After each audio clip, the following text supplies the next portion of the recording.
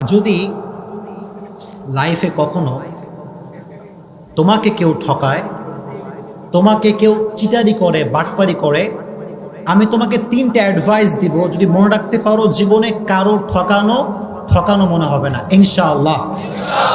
যদি লাইফে একদম আমার চোখে চোখ রাখো যুবকরা, যদি তোমার গার্লফ্রেন্ডও ঠকায়, তোমার বন্ধু ঠকায়, যেই ঠকাক না কেন, তিনটা অ্যাডভাইস মনে রাখবা। যদি বলো কয়টা অ্যাডভাইস?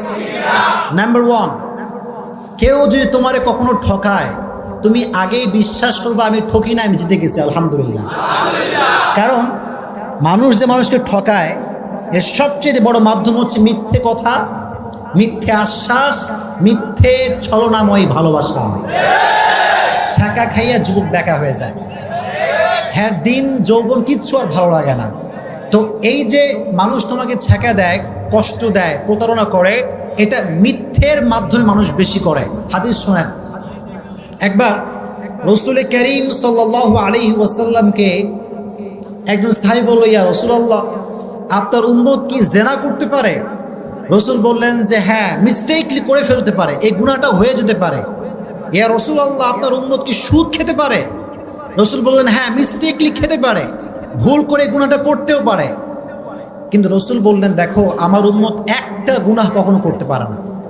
একটা গুনাহ যদি কোনো উম্মত করে, সেই উম্মত আমার উম্মত থাকবে না। সেটা কি? যে উম্মত মিথ্যে বলবে, সে উম্মত আমার উম্মত হতে পারে না। ঠিক কিনা বলেন?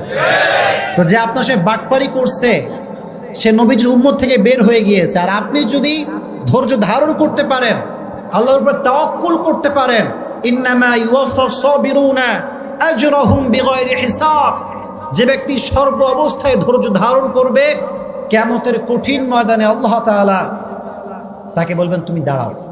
সব মজমা বসা, হঠাৎ করে আল্লাহ বলছে তোমরা কয়েকজন দাঁড়াও। তারা ভয় পেয়ে যাবে, আল্লাহ আমাদেরকে সবার মাঝে এক্সেপশনাল কেন তারা করাচ্ছে? আল্লাহ বলবে তোমরা যদি ধৈর্য ধারণ করেছো, আজকে বিনা হিসেবে জান্নাত চলে যাবে। এত আস্তে সুবহানাল্লাহ পড়ে কেন রে? আর একটু জোরে পড়েন সুবহানাল্লাহ। তাহলে কেউ আপনার ঠকাইলে আপনি ঠকছেন না জিতছেন? Number 1 advice. নাম্বার 2 অ্যাডভাইস হচ্ছে, যখনই ঠকবেন, কষ্ট পাবেন, আগেই পড়বেন আলহামদুলিল্লাহ। এত আস্তে কেন? জোরে পড়েন আলহামদুলিল্লাহ।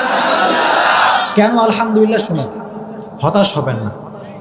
এই যে মানুষ আমাদেরকে ঠকায়, একটা উপকার হয় কি জানিস? মানুষ কি চিনতে পারে যে কোনটা ধোঁকাবাজ আর কোনটা ভালো মানুষ।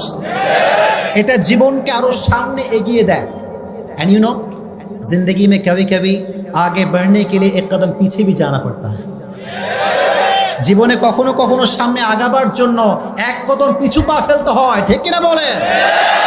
মিজানুর রহমান আজহারি বলেছিল, আধারে ভয় পেও না, আলো আছে আড়ালে, অন্ধকার পালিয়ে যাবে তুমি উঠে দাঁড়ালে।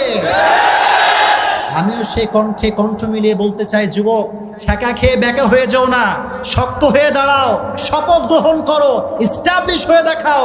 আর যে মানুষ তোমাকে ধোঁকা দিচ্ছে, আগামীকাল সে আফসোস করতে করতে মরবে।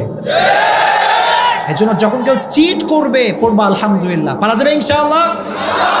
অ্যান্ড লাস্ট অ্যাডভাইস, এটা বলে আমি আলোচনায় ফিরে যাব ইনশাআল্লাহ। যদি কখনো তোমাকে কেউ ঠকায়, মনে রাখবা যে মানুষকে ঠকায়, সে তার লাইফে সুখ খুঁজে পায় না। ঠিক না?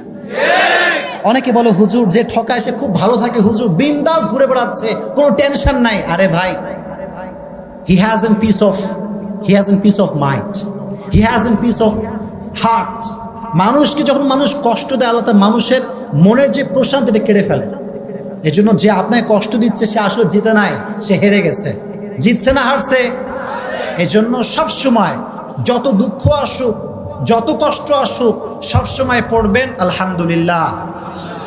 এই কুমিল্লা মানুষের মরা কেন তুমি বুঝলাম না? পড়েন না আলহামদুলিল্লাহ। ওয়ালা সাউফা ইউতিকা রাব্বুকা ফাতারদা। তুমি যদি বিশ্বাস এবং ভরসা আল্লাহর উপরে করতে পারো, অচিরেই তোমার রব তোমাকে এমন কিছু দিবে, তোমার জীবনের সমস্ত দুঃখ কষ্ট আল্লাহ তাআলা দূর করে দিবে। সুবহানাল্লাহ পড়েন। এজন্য যুবক ভাইরা, ছ্যাঁকা খেয়ে বেকা হওয়া যাবে? এ কথা মনে থাকবে তো ইনশাআল্লাহ। আমি আসছি মোটিভেট করার জন্য, আমার কাজই তো এইটা। কি আমার ওয়াজ আপনারা শোনেন নাই? আমি যখন রাস্তাঘাটে যাই, আপনারা বিশ্বাস করবেন না, এই যে এদের মতো যুবকগুলো, সেদিন রাজশাহীতে, আমি থাকি কোথায়, কাছে না দূরে, অনেক দূরের মানুষ আমি। তো কুমিল্লা আসলে মনে হয় যে আমি নিজের জেলায় আসছি, এত ভালোবাসে কুমিল্লার মানুষ। তো আমি বাইক নিয়ে গেছি বাইরে রাস্তায়, শোনেন ভালো করে শুনবেন। তো আমি লেখালেখি করতেছি যে কি ওয়াজ করা যায়, লেখালেখি করতেছি। হঠাৎ করে একজন যুবক পা ধরে কান্না শুরু করছে, আমি নিজেই ভয় পেয়ে গেছি, পা ধরে আর ছাড়ে না। গ্রামের ভেতরে আমি নিজেও ভয় পেতেছি, এই ছেলেটা কে, এরকম কাঁদতেছে কেন। বলতে হুজুর আপনি এখানে কি করেন, আপনার ওয়াজ শুনে আমার পুরো জীবনটাই পরিবর্তন হয়ে গিয়েছে। আমি বললাম যুবক আমার কোন কথা তোমার গায়ে লাগছে? বলে হুজুর আপনি একটা কথা বলছিলেন যে ভুল মানুষকে ভালোবেসে আফসোস করা যাবে না। তো বলছে হুজুর জীবনে এই মিস্টেকটা আমি করছি, তো করার পরে আমার পুরো জীবনটাই শেষ হয়ে গেছিল, মদ গাঁজা বিড়ি খেয়ে অবস্থা খারাপ, যে ভালোবাসা মানুষ পাইলাম না কেন রে, হ্যাঁ জীবন যেমন সব শেষ। তা আমি যখন বলছি আফসোস করা যাবে না, তখন সে এই লাইফটা থেকে আল্লাহর পথে ফিরে আসছে। এজন্য আজকে যে কথাগুলো বলবো এটা শুনে আল্লাহর পথে ফিরে আসতে হবে। রাজি আছেন ইনশাআল্লাহ?